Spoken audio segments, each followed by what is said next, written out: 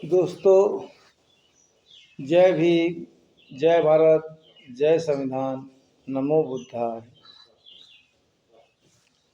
मैं आपको बाबा साहब की किताब जो उसका नाम है कि अम्बेडकर ने कहा था, गुलाम को गुलामी का एहसास अगर करा दिया जाए तो वह गुलामी से स्वतः ही मुक्त हो जाएगा। विद्या पर दो बातें हैं, महत्वपूर्ण बातें हैं, मैं आपको सुना रहा हूँ। विद्या में परिश्रम महत्व। कोई भी मनुष्य विद्या, प्रयत्न एवं परिश्रम द्वारा बुद्धिमान और पराक्रमी बन सकता है। कोई मनुष्य जन्म से बुद्धिमान और पराक्रमी पैदा नहीं होता। अधिकारों के लिए संघर्ष करना और आत्मसम्मान के साथ जीना ही श्रेष्ठ जीवन है।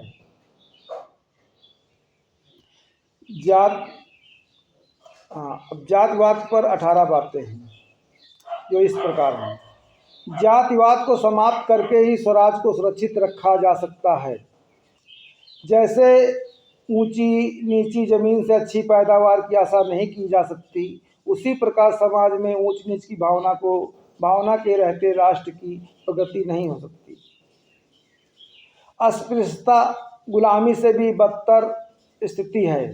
छुआछूत समाप्त करना मेरा जन्मसिद्ध अधिकार है। जातिवाद को समाप्त किए बिना अस्पृश्यता समाप्त करना असंभव है। अस्पृश्यता ने अछूतों के मानवीय अधिकार को छीन रखे हैं। प्रत्येक हिंदू अपनी जाति के व्यक्ति को ही नेता मानता है, चाहे वह कितना ही क्रूर क्यों न हो। दूसरे को नहीं, चाहे दूसरा कितना ही अच्छा हो, वह पात्रता नहीं जाति देखता है। उसकी हमदर्दी भी अपनी जाति तक ही सीमित होती है। हिंदू अपनी जाति का भक्त हो सकता है, देश का नहीं। सच है भाइयों। जातिवाद को लोगों की एक राय और संगठन नहीं बनने देता। जातिवाद ने शूद्रों व अतिशूद्रों की खुशियों को छीना है।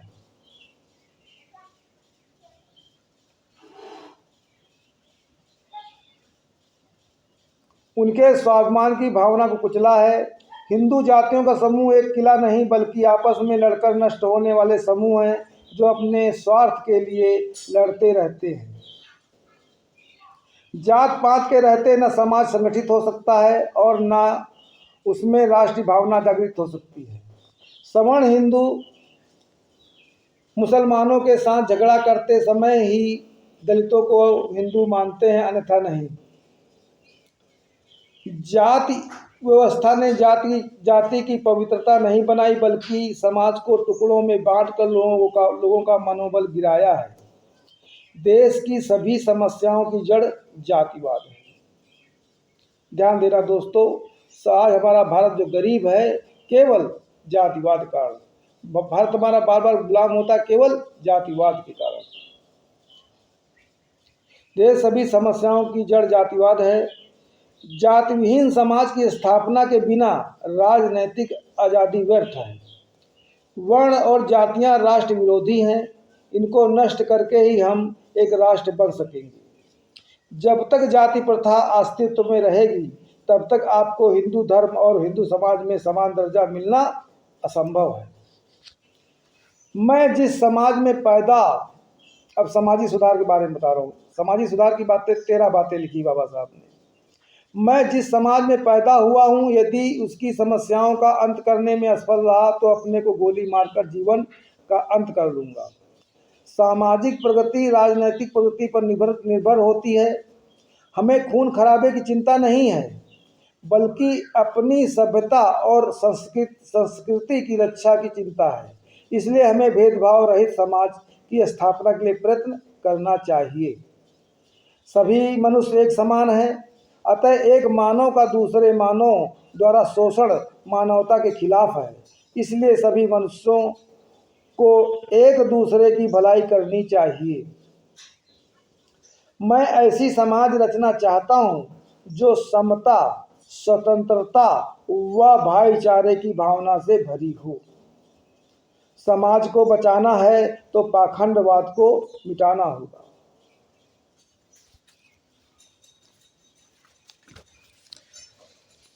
चतुर्वर्ण व्यवस्था के समर्थकों से समाज सुधार की आशा करना व्यर्थ है।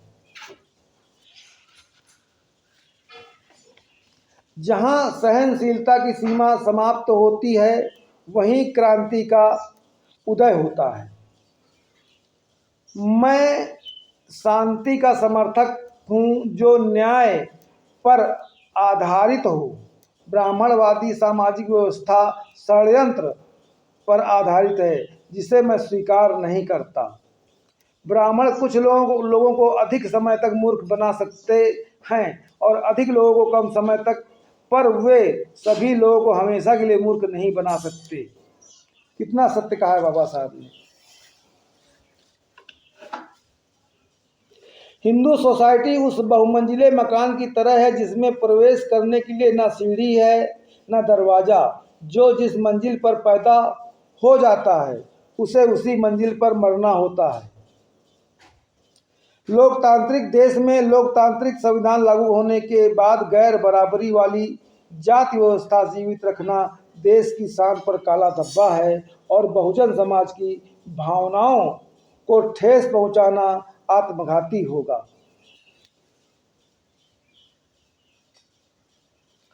अज्ञानता के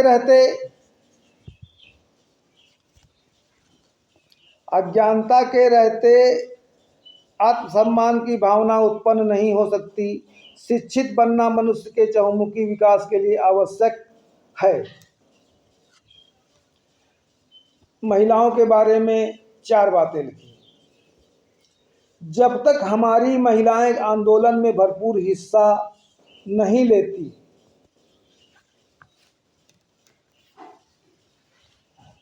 तब तक हम मानवाधिकार प्राप्त करने में सफल नहीं हो सकते। महिलाओं, यदि तुम्हारे बच्चे शराब पीते हैं और तुम्हारा पति भ्रष्टाचारी है तो तुम उन्हें खाना मत दो। भारत में महिलाएं चाहे किसी जाति वर्ण की हों, उन सबका उतना ही शोषण होता है जितना दलित महिलाओं का। महिला शोषण में सवर्ण व दलितों में कोई फर्क नहीं है। किसी भी समाज की प्रगति का अनुमान इस बात से लगाया जा सकता है कि उस समाज में महिलाओं की कितनी प्रगति हुई है। भाइयों, ये पैमाना है हमारे समाज का कि हम कितने उन्नतिशील हैं। किसी भी समाज की प्रगति का अनुमान इस बात से लगाया जा सकता है कि उस समाज में महिलाओं की कितनी प्रगति हुई है। अगर महिलाओं का मान सम्मान हमारे उसमें बना हुआ है, बहन बेटियों का मान सम्मान बना है, तो हमारा समाज उन्नति करेगा, क्योंकि घर में ही सुख शांति रहती है। घर में कलेश और दुख होने, लड़ाई झगड़ा होने से कभी हम शांत और सुखी नहीं रह सकते। इसलिए महिलाओं का, बहन बेटियों का, माताओं का, सबका सम्मान बहुत ज़रूरी है। जय भीम, जय भारत, जय संविधान, नमो बुद्धाय। आपकी मेरी बातें जो आपको अच्छी लगे तो आप कमेंट करके बताएं। मैं ऐसी किताबें पढ़ता रहूँगा और बाबा साहब के संदेश को मैं जन जन तक पहुँचाने का प्रयास करता रहूँगा। जय हिंद।